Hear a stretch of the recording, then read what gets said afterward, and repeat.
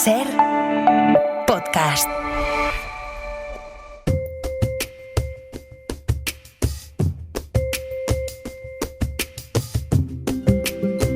Hoy por Hoy Magazine.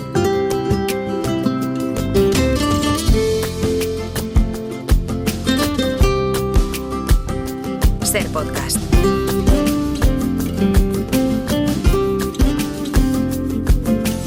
Comando Norte anda norteando por la costa cantábrica. En Oviedo está Aitana Castaño desde Radio Asturias. Aitana, ¿qué tal? Muy buenos días. Hola Ángeles, ¿qué tal? Bien. Y en Gijón, cumpliendo la tradición de no coincidir con la otra mitad del Comando Norte, Nacho Carretero. ¿Qué tal? ¿Cómo estás? Muy buenos días. Buenos días, esto ya es como el colmo. Estoy aquí, pero no exactamente en la misma Estamos a 25 emisora. kilómetros Exactamente, de distancia. o sea, estáis en la misma comunidad autónoma, cada uno en un sitio diferente. Bueno, hay que decir que nos Exacto. vimos ayer, porque yo estoy haciendo una visita, vamos a decir, express profesional a Gijón. Ayer, Sí. hoy ya me voy. Sí. Y coincidimos, Aitana y yo, ayer en Gijón. Entonces ya nos pareció como suficiente. Ya Y el hubo exceso. gente que nos vio, entonces hay pruebas de que podemos estar en la misma habitación juntos. Vale, Sí. vale. Que no os repeléis. Exacto. Vale. Me han dicho que has estado mal de la voz, Aitana.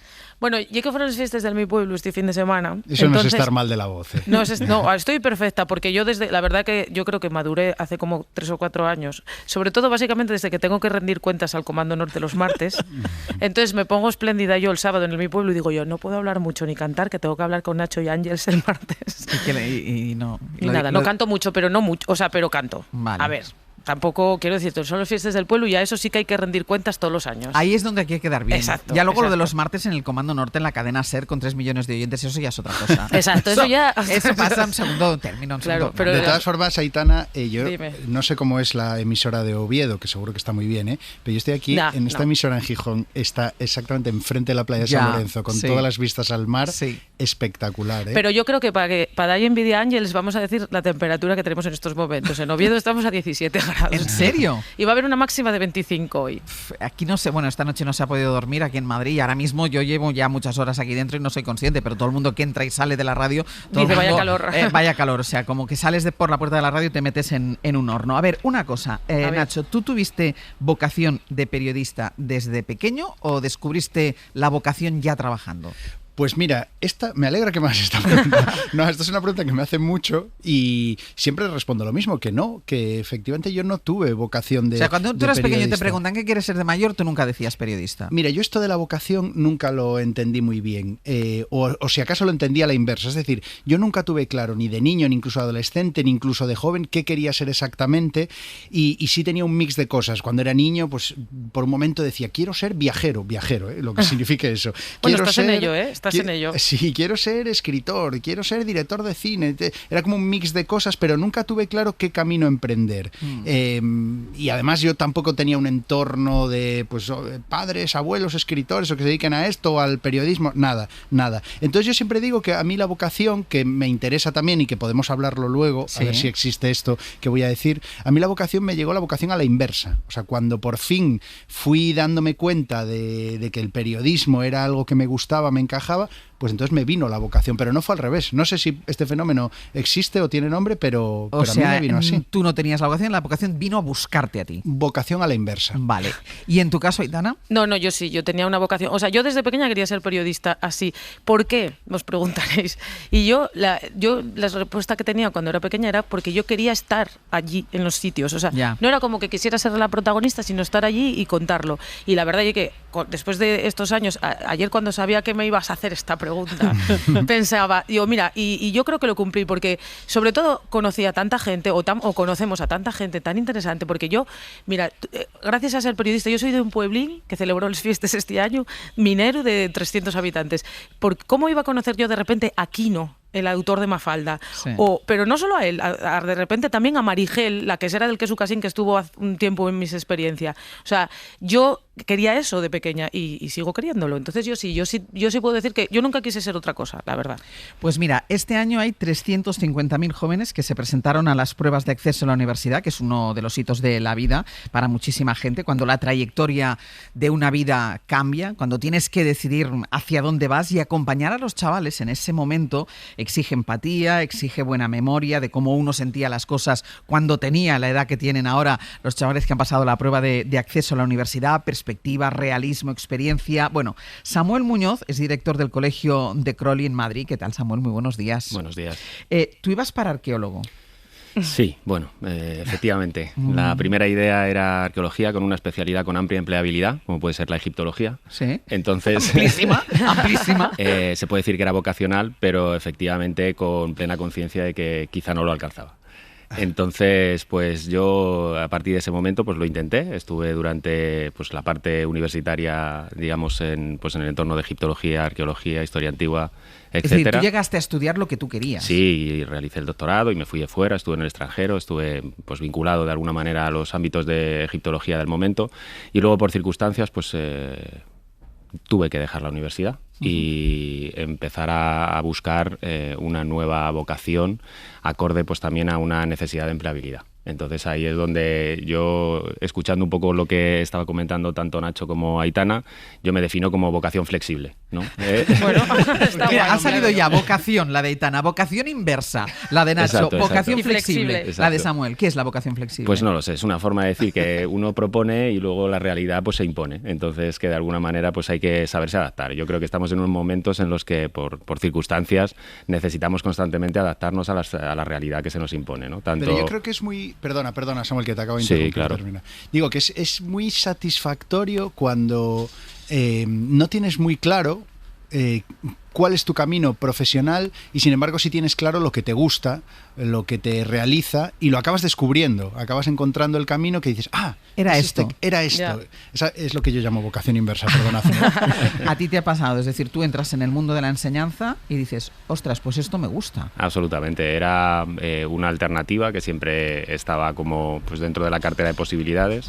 La idea de estudiar historia y especializarse en historia antigua, pues tienes que tener muy claro que la docencia es una alternativa real y posible.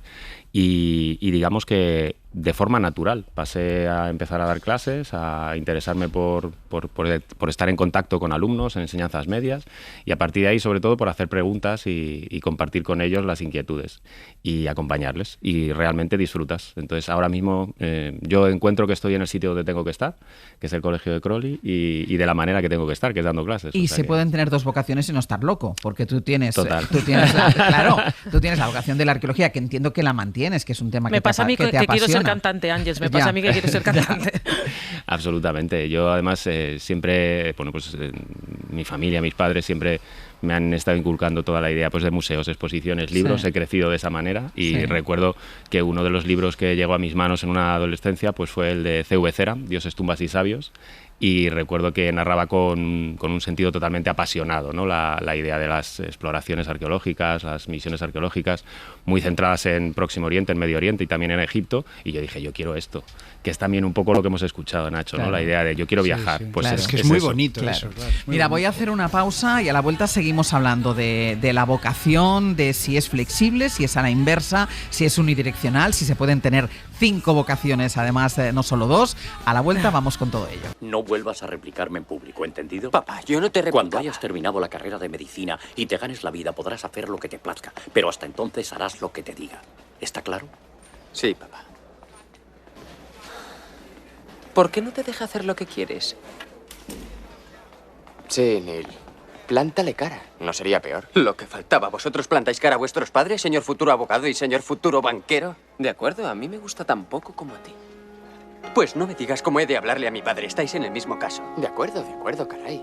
If I ever were to lose you, I'd surely lose myself. Everything I have found, dear, I'm not found by myself. Estamos con Nacho y con Aitana en el Comando Norte y con Samuel Muñoz, que es director del Colegio de Crowley, que lleva muchos años además ayudando a sus alumnos a descubrir su vocación, a escoger un camino profesional. Esto que escuchábamos era un fragmento del Club de los Poetas Muertos, una película en la que la oposición de un padre a la vocación literaria de su hijo tenía consecuencias trágicas. ¿Siguen ejerciendo los padres mucha presión sobre el futuro de sus hijos? Sí, yo creo que con la mejor intención, ¿no? Pero hay una preocupación evidente de la continuidad de los estudios universitarios con la empleabilidad, ¿no? Entonces esa palabra, ¿no? De empleabilidad, de para qué o por qué hago determinado estudio y mucho en sentido práctico, ¿no? Mucho mucha opinión generalizada en que tiene que servir para algo, mucho sentido utilitarista. Es totalmente entendible, es una faceta, lógicamente, de toda familia proteger del mejor sentido, y quizá a veces en exceso, ¿no? Y esa protección en exceso pues va muchas veces por la idea de orientar algo tradicional o algo práctico, algo que tenga salidas, ¿no? Entonces yo creo que eso todavía es visible. Lo que pasa que es verdad que cada vez, y sobre todo en las familias quizá más jóvenes, que ya han conocido una heterogeneidad social y unos cambios mucho más acelerados, hay una predisposición más a dejar elegir. No creo que se pueda establecer tampoco un criterio absoluto, es decir, no hay o todo o nada, sino como siempre depende de las familias, ¿no? Pero ya son los hijos de aquellos a los que quizá ya han vivido en primera persona, pues eso, de que no tiene por qué ser la empleabilidad el primer motivo para elegir una carrera, porque ellos lo deben haber vivido en primera persona, los padres de ahora. Sí, totalmente. La idea de pues un derecho, una administración y dirección de empresas, determinadas carreras que eran como cliché, ¿no? Que eran como el comodín. Si no lo tienes muy claro, pues... Haz esto. Sí. Yo quería preguntarle a Samuel, porque me parece súper complicado y como de una responsabilidad mucho mayor incluso que tener a 3 millones y pico de personas escuchándote. Lo suyo es serio. Hombre, lo suyo es serio, es que de repente que se te plante un chaval o una chavala delante y tú tengas que no llevarlos por un camino, sino como que ellos vean el camino, no sé, ¿cómo te enfrentas? ¿Cómo se les orienta? Exacto. Yo es que creo que la orientación simplemente es inspiración, ¿no? O sea, es decir, hay que ser muy sincero y al mismo tiempo conocer todas las limitaciones que tenemos. Yo no, en ningún momento nos creemos, o desde luego en el colegio lo trabajamos así, ejemplos de absolutamente nada, ni expertos en absolutamente nada. Simplemente tenemos nuestra propia trayectoria, nuestra propia forma de hacer y de pensar, y yo creo que en la heterogeneidad, en la diversidad está el buen gusto, ¿no? La idea de que nos vean, pues a todos los profesores, con nuestra cualificación, con nuestra forma de pensar y de proponer, y luego que ellos en esa diversidad pues se vayan aproximando y vayan eligiendo. Entonces mostrarte y al mismo tiempo estar dispuesto a dar una opinión, pero tampoco forzarla o tampoco generar una imposición. La orientación tiene que ser también, como decíamos antes, flexible, ¿no? O sea, una orientación pues casi individualizada, que es un poco a lo que se debe de aspirar, ¿no? Que no sean ideas generalistas, que sirvan para todo, recetas universales, sino más bien pues un trato acorde a las necesidades del alumno, a su predisposición, a sus intereses. ¿Y son mayoría los que andan perdidos o son mayoría los que tienen clara una vocación? A día de hoy eso lo hablamos mucho en el claustro. Realmente hay un predominio de no saber qué hacer después del segundo bachillerato. Eso es quizá lo que predomina. No significa que no existan vocaciones fuertes. O sea, por ejemplo, la vocación de medicina siempre es, en todas las promociones hay 1 o 2 o 3 personas que lo tienen claro, o bien por tradición familiar o bien por interés personal, ¿no? Otras profesiones igual, que son vocacionales. Pero es cierto que lo que predomina es más: hago la selectividad y luego ya veo. Y luego ya veremos. ¿Pero esto pasaba más ahora que antes? ¿Te da la sensación o...? Yo creo que estamos en una línea muy similar. Lo que pasa es que ahora mismo quizá la diferencia es que tenemos un número de grados mayor. Claro, es que eso iba a decir, antes era bueno, imagínate en mi época, era sota, caballo y rey prácticamente. Bueno, no seas así, que tampoco lleva tanto. No, sí, es verdad, porque incluso muchas veces elegía la carrera porque estaba no es mi caso, que yo soy de Barcelona, pero hay gente que elegía la carrera porque estaba en la universidad de su ciudad y no, si sus padres no tenían posibilidad, entonces se elegía casi por la fuerza. Es verdad que ahora tú decías, hay más grados, claro, es que ahora hay además tanta especialización, biología, no sé qué, biología, no sé cuántos, o sea, que puedes afinar muchísimo más la elección, ¿no? Que no sé si esto es más peligroso todavía. Peor, claro. Sí, totalmente. Hay carreras que tienen mucho tirón y que quizá desde la perspectiva de la edad pues no las llegamos a entender, ¿no? Claro. Por ejemplo, hay carreras con absoluto respeto hacia todas las disciplinas, ¿no? Pero de criminología, que se ha puesto de moda quizá por determinadas tendencias, pero al mismo tiempo pues la empleabilidad o el desarrollo profesional pues no se ve muy claro, ¿no? Sí. Y luego, no sé, tenemos estudiantes que realmente cambian de carrera. O sea, yo creo que el punto es que no se tiene claro y que luego muchas veces los estudiantes en primero, segundo, tercero incluso se plantean cambiar de grado, ¿no? Cambiar de carrera. Y eso es una evidencia, eso es una realidad que cada vez pues tenemos que responder ante ella, ¿no? Yo creo que también es un fallo del proceso de orientación, no en los centros educativos, sino socialmente, ¿no? Vendemos mucho el modelo de éxito, vendemos mucho el modelo profesional, pero no tanto el modelo de conocerse uno mismo, de disfrutar, de buscar la felicidad, de encontrar aquello para lo que a lo mejor eres llamado, para lo que tienes pasión. Entonces, un poco son las dos posibilidades, ¿no? O apostar por aquello que la realidad te dice o te impone presuntamente, o la coherencia con uno mismo y apostar por los valores de... ¿Y puede haber el caso de que alguien que esté muy convencido de tener una vocación y vosotros no le veáis aptitudes para esa vocación? Ya. Bueno, puede ser, pero eso no se dice nunca, eso.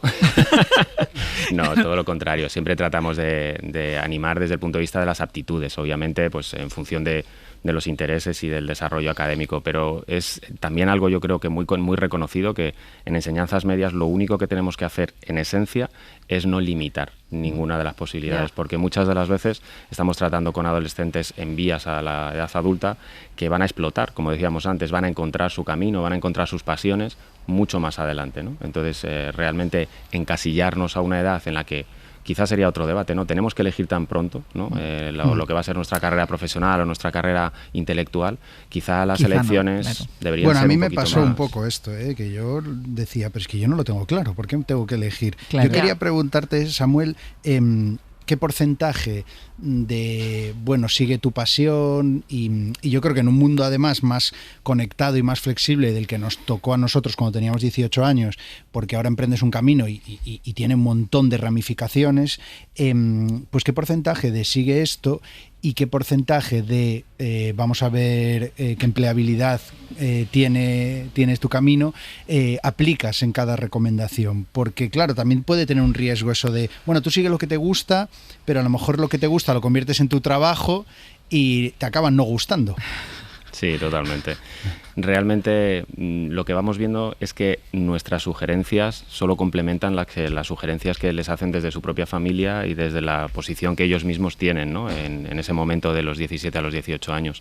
A mí me parece que, por ejemplo, viendo itinerarios, nosotros tenemos en el colegio los itinerarios de científico-tecnológico, ciencias de la salud, ciencias sociales, humanidades y también el artístico. Y te das cuenta, por ejemplo, que el artístico es minoritario, ¿no? Entonces, en un bachillerato artístico vas a encontrar pues muy poquitos alumnos en los que existe una vocación absoluta, mientras que a lo mejor en un científico-tecnológico en ciencias de la salud te vas a encontrar, por supuesto, vocación, pero también un porcentaje de, pues aquí hay más salidas o aquí hay más posibilidades, ¿no? Entonces, ese equilibrio, digamos, nosotros le proponemos en colaboración con las familias, pero al final son ellos los que determinan dónde se meten, ¿no? Y bueno.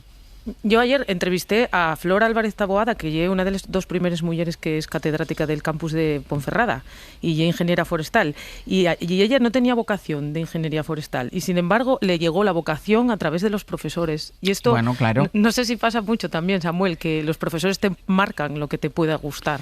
Sí, mira, eso es algo que nos gusta mucho decir en el colegio, pero realmente no tenemos mucha idea, porque cuando se produce están ya fuera del colegio. Entonces, esto es lo típico de me encontré una profesora cuando yo ya estaba en ámbito profesional y la di las gracias por todo lo que influyó en mí. No lo sabemos, o sea, realmente podemos influir, espero que sí, positivamente, deseo, pero realmente cuando ellos salen y alcanzan su carrera profesional, de madurez, etcétera, pues es solo cuando vuelven, si deciden volver, cuando realmente te dicen pues si les has impactado de alguna manera. La suerte que tenemos nosotros es que como somos un colegio que nos definimos como familiar, sí que es verdad que vienen mucho después de haber salido y nos agradecen. Entonces sí, en realidad son estudiantes que no pierden el contacto con el colegio a pesar de salir del colegio y que se definen siempre como decorelianos, ¿no? Entonces yo creo que hay un porcentaje muy amplio que sí que reconoce pues la inspiración, nada más que eso, la inspiración. Y Samuel, igual se te escapa un poco de tu ámbito, pero ¿crees que en España tenemos un problema con que el mercado laboral define demasiado los caminos a tomar por los chavales, o al revés, o debemos olvidarnos un poco del mercado laboral e impulsar a que los chavales hagan lo que les apetece? Es decir, en este equilibrio entre, vamos a ver, que no salgan los chavales hacia sitios donde no hay trabajo, pero que tampoco puede ser solo un baremo mercantilista el que defina la vocación de los chicos, pero supongo que en ese equilibrio hay un debate, ¿no? Absolutamente, yo creo que es un debate abierto en enseñanzas medias y en enseñanzas universitarias, o sea, es decir, los grados que existen y la multiplicidad de grados que comentábamos antes está en consonancia con el mercado laboral, es decir, hay una conexión de esos grados acorde a la oferta de empleo que se puede gestionar en esa especialidad. Bueno, es algo que da para mucho debate. Posiblemente encontremos que haya itinerarios que sí y otros itinerarios que no. Y a partir de ahí yo creo que el punto de partida es que estamos orientando la educación primero a una selectividad, como lo comentaba Ángels al principio, y lo segundo, a una empleabilidad, muy posiblemente. Entonces, ¿hay más agentes que pueden intervenir a la hora de tomar esa decisión?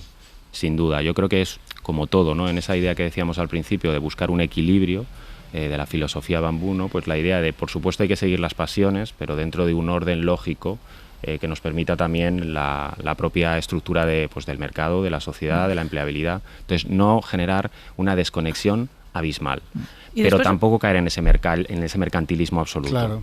Yo iba a preguntarte que si después, Samuel, notas que hay mucha autocensura en los propios chavales, porque a mí me pasa que, pues eso, ahora yo tengo también amigos que empiezan a tener hijos que van a hacer selectividad o están empezando el bachillerato y tal, y noto que hay muchos chavales que a lo mejor estudiarían algo como, pues eso, historia o bellas artes o de repente música o seguirían la carrera del conservatorio, y son los propios chavales los que dicen, no, bueno, voy a intentar hacer ADE, voy a intentar hacer algo como más... Bueno, ADE es como el comodín. Sí, no, o sea, pero yo conozco a tantas, voy a hacer ADE. ¿Vas a hacer ADE para qué? ¿Para qué? ¿Para qué? Pero en la nuestra época era derecho, yo creo. También una época que era periodismo, que todo el mundo ya daba por hacer, pero ahora es ADE, sí, efectivamente. Pero bueno, si notas tú, Samuel, que hay eso, esa autocensura, no sé si llamarlo autocensura o cómo, por parte de los chavales. Sí, mira, comento una anécdota. Ayer estábamos nosotros en la graduación de 5 años, hacemos graduaciones en 5 años y en segundo bachillerato, ¿no? Sí. Y en la graduación de 5 años, el denominador común de las familias era, se lo han pasado fenomenal, son felices, la educación es la felicidad, y estamos todos como, pues con esa armonía, ¿no? De que la educación, uno de los pilares fundamentales en infantil, tiene que ser la felicidad, hacerles felices, colaborar en esa felicidad.